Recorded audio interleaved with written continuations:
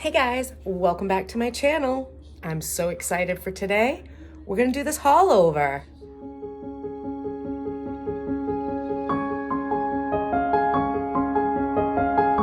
So I wanted to show you what this hallway looks like, and that is my living room.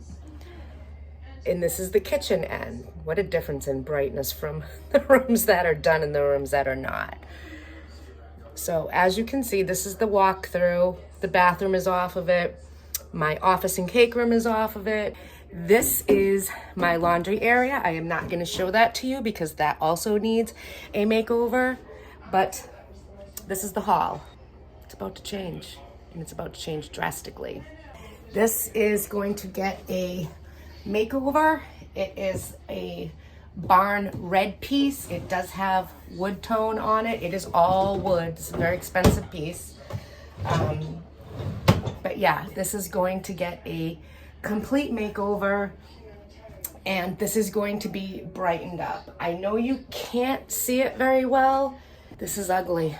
It's a form of that Jackson Brown color that's all through the house. I have a gorgeous wallpaper that's going there. I ordered that a long time ago. Because if you remember, I told you long ago when I showed you my kitchen makeover, wallpaper is back in, and it truly is. So this is what we are starting with. This wall is going to be wallpapered. This wall with the doorway is going to be painted. This little bit is going to be painted. This is going to be painted. And this tiny piece also is going to be painted right there. I do have a new idea for what's going to go back up once the wallpaper is done. And I'm super excited for that. The wallpaper I chose is from the Magnolia collection. It was beautiful, it was perfect, it was subtle but gorgeous, and I'm so excited. And we're gonna do something completely different with this corner right here. But I have been waiting to do this project for a while, and I think it's time to start. First, I am going to remove everything off of the walls in here, and I am going to spackle in the holes so that I can begin painting. First, I have to take everything down, and what you don't see is I actually do give the wall a little dust down because it was really dusty. Now I'm going to use my spackle and just fill in the previous holes, and I like to use the pink kind. It goes on pink when it's wet, and when it's all done it turns white.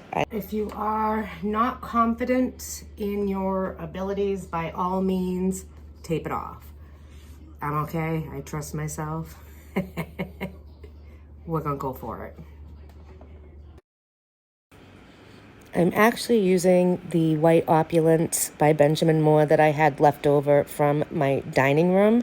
Helps keep this on a very nice budget, and I'm not spending too much. And it is really brightening up. As you can see, the contrast from the previous color to this color is a huge difference, and I love it. Now, I know you're all like, why are you painting this wall if you said you're going to wallpaper this wall?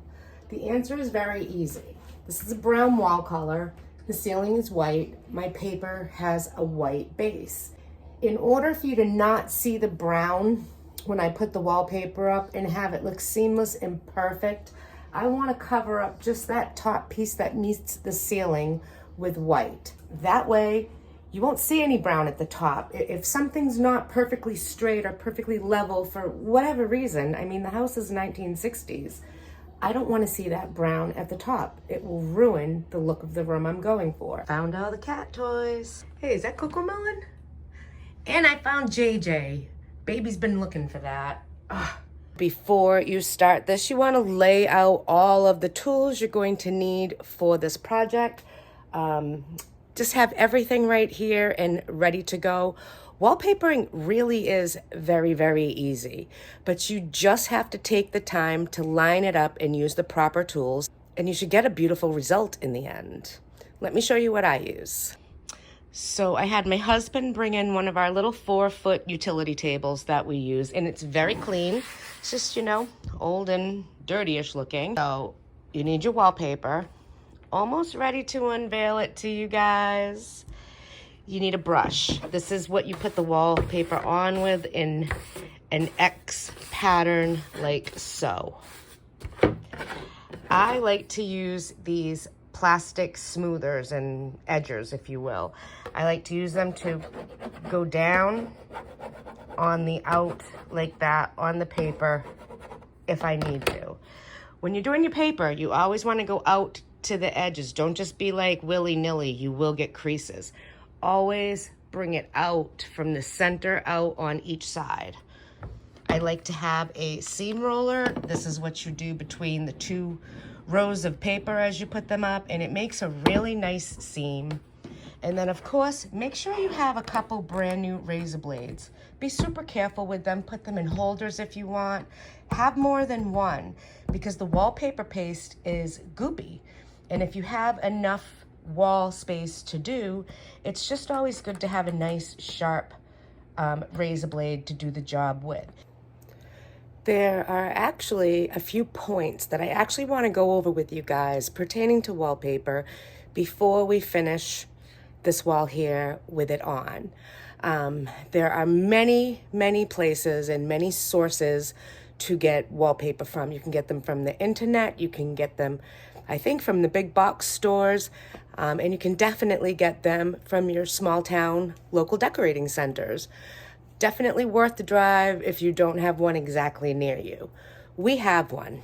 Inside of this beautiful store is hundreds of different collections in the forms of books of wallpaper. I don't want to pay anybody for a sample of wallpaper to see if I like it or not.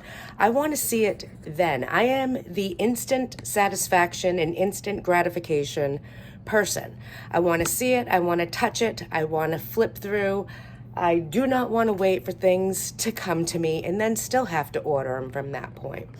So I really like going to these centers and looking at their books.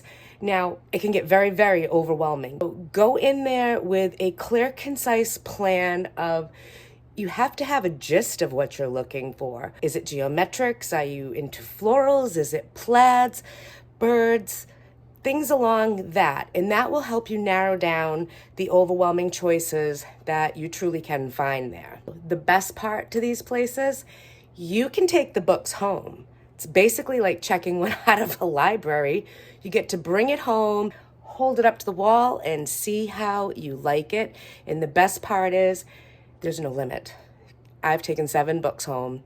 Out of those 7 books, there's probably 40 to 50 different wallpapers in there for me to choose from. So I personally think that that is an absolute amazing benefit from using your local decorating center. Now, another thing that you need to keep in mind is you need to know the measurements of the space that you are doing.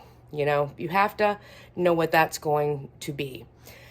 Length and width. Now you're going to times your length and your width, and that's going to give you a square footage for that area, which is also a very important thing because each roll of paper covers a certain amount of square footage. Now here's where it gets a little tricky. Depending on the wallpaper that you choose, it has what's called a repeating pattern. For example, mine has a repeating pattern of 12 inches, which means you cannot just lay this on your wall and it lines up. For every strip that I put down, I'm going to be going up or down 12 inches. But it's a very important factor to figure in when ordering your wallpaper because you want it all from the same dye lot combo. You do not want to get different dye lots.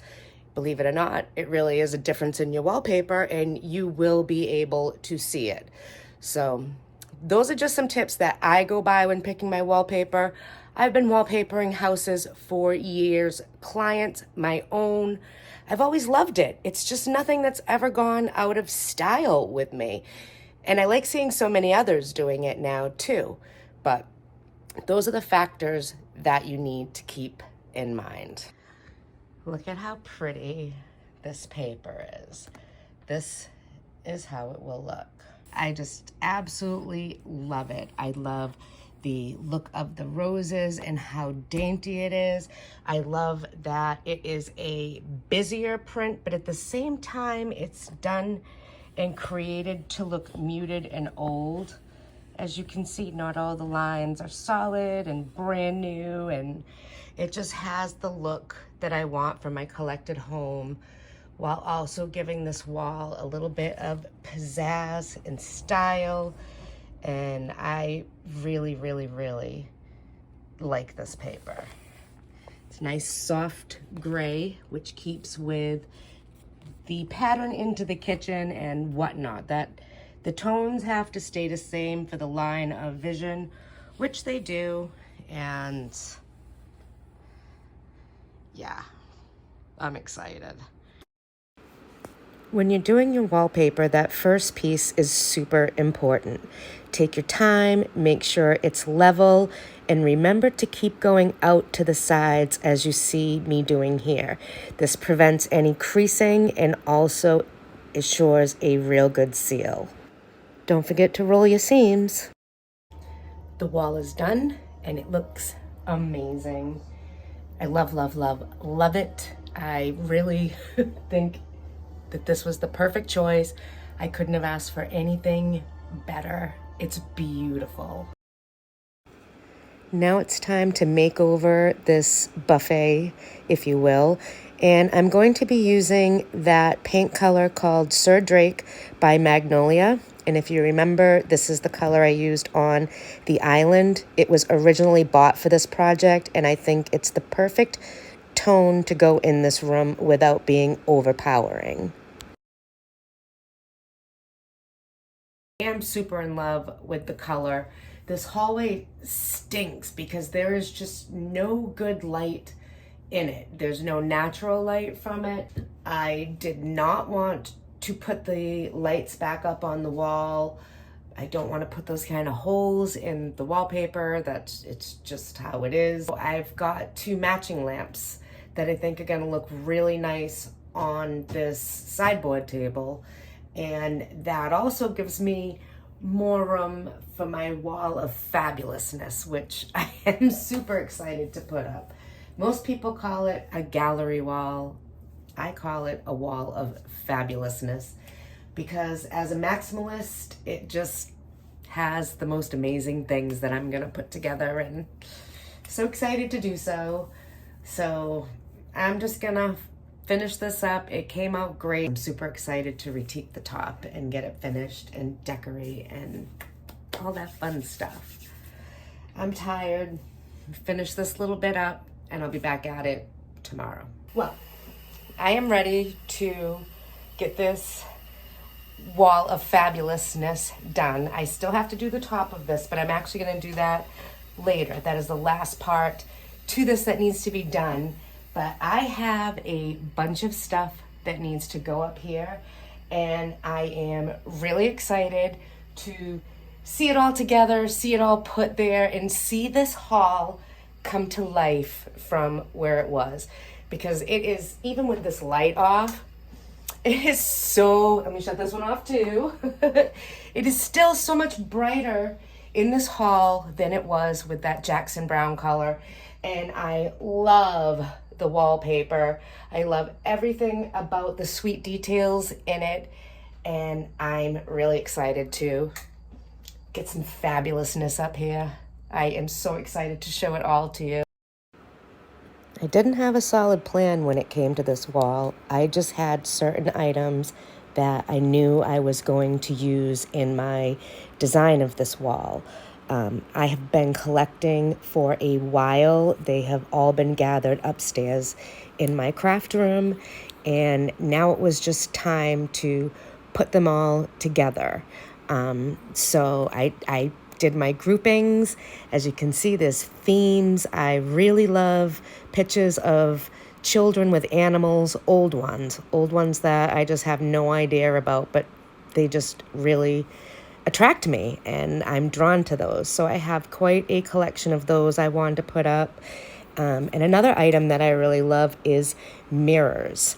I definitely have a passion for the mirrors, and I still have more to put up. There's still more walls to do, but for now, for this room, I just really am so excited with how it came together, how the pieces went up.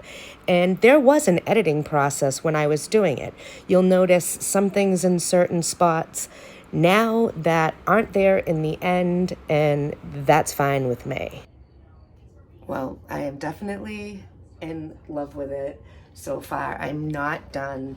There's still some spaces here for some of my smaller things, but I need to think about it too. Like, I can't just put everything I bought up, because that's not how it works, and that's not what I bought it for.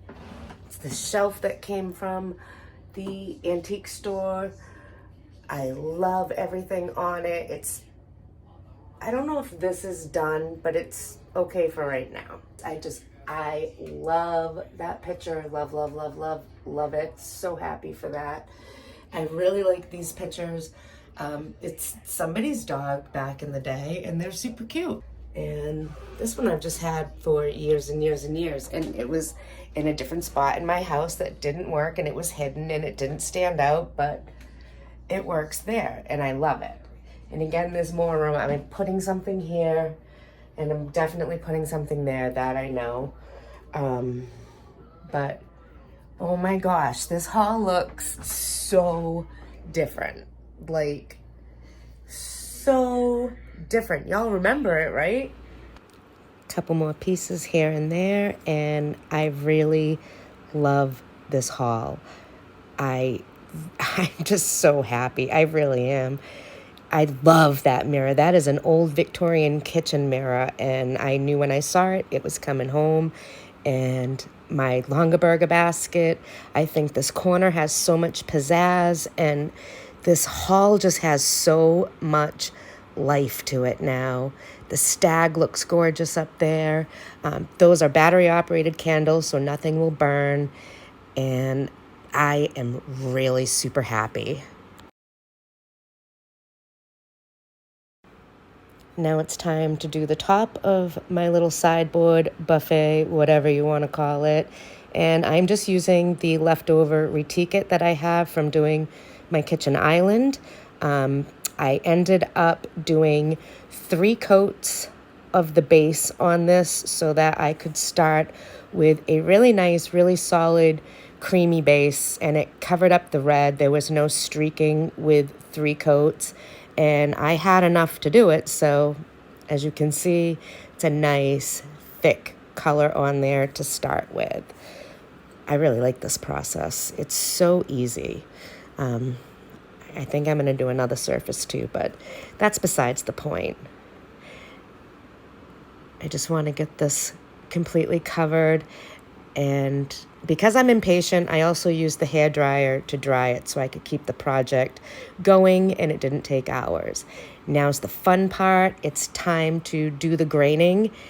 And as you can see, I'm doing a rocking motion back and forth with the graining tool, trying to keep it as smooth as possible.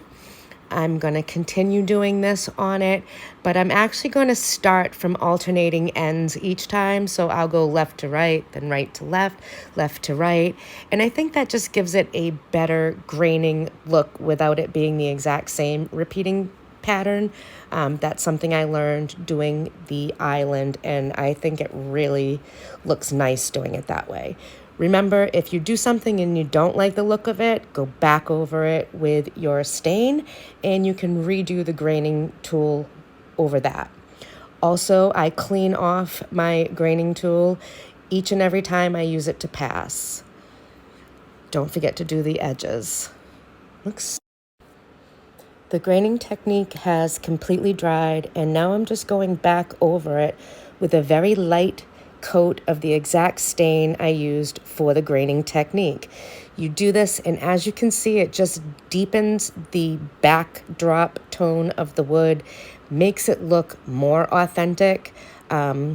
I'm using a very light coat of it because that's the look I'm going for, but you can actually add layers to this and make it as dark as you want.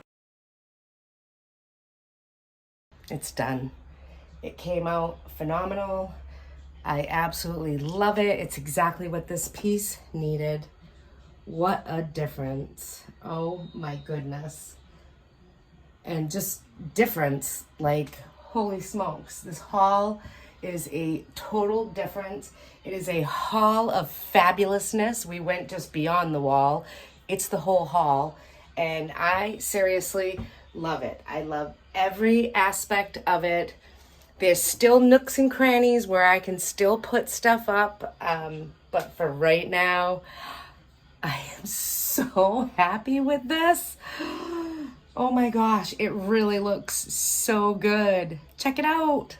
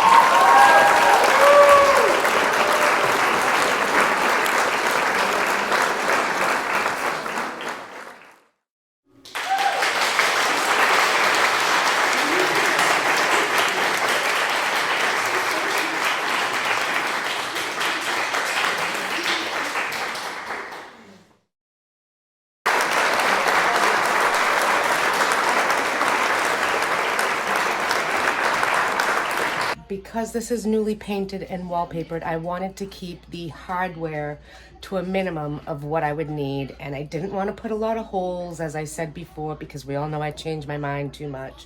So I really utilized the clear command hooks, and I also utilized clear thumbtacks where I could for the lighter objects. And that way, if I do have to pull something off the wall, I want to switch something up, the thumbtack hole is not going to be seen very well, and the command strips will come right off my paper without damaging them. So I am a huge fan of that, especially since I really just change my mind all the time. So that's something I did. And that hook's so small that if I did need to take that out, I could fill that hole in super, super easy and super quick, and you would never know it was there. Just like with the clear command hooks, you really don't see them. They just don't stick themselves out too much on the wall because I did not want the hardware to be first and foremost as something you would see. So I really, really like using those when it comes to hanging things up, especially since I changed my mind so very much. Well, I hope this has inspired you to look around your house and see if there's anything that maybe you can refresh upon. Give yourself something new for the change of the seasons, brighten a space up. It doesn't have to be a full-on transformation like this. You could replace some curtains, maybe add or take away a throw pillow, choose a really nice, beautiful fall color like that gorgeous rust or marigold or that deep blue. The choices and possibilities are endless. And some of these items I actually shopped for from my own house. I still have to do my lamps. I haven't gotten those done yet. But I just moved stuff from where it wasn't working and put it where it was. Like, for example, this was hanging in a spot where nobody could see it or appreciate it. Boom, now it's right there for me and I love it. So thank you so much for hanging out with me for yet another transformation in my home. We are going one room at a time and it's actually coming out fabulous. If you're new to my channel, you might want to consider hitting that subscribe button. Not only am I working my way through my entire house room by room for entire revamp, But I also like to share recipes, DIY projects, some of my homesteading. You never know what it's going to be about. So you definitely want to hit that subscribe button so you won't miss anything. If you hit that bell, you will always be notified when I upload new content. Come on. Who wants to miss from drab to fab? Thanks again so much for hanging out with me, and I will see you all real soon. Bye, guys. Woo! I love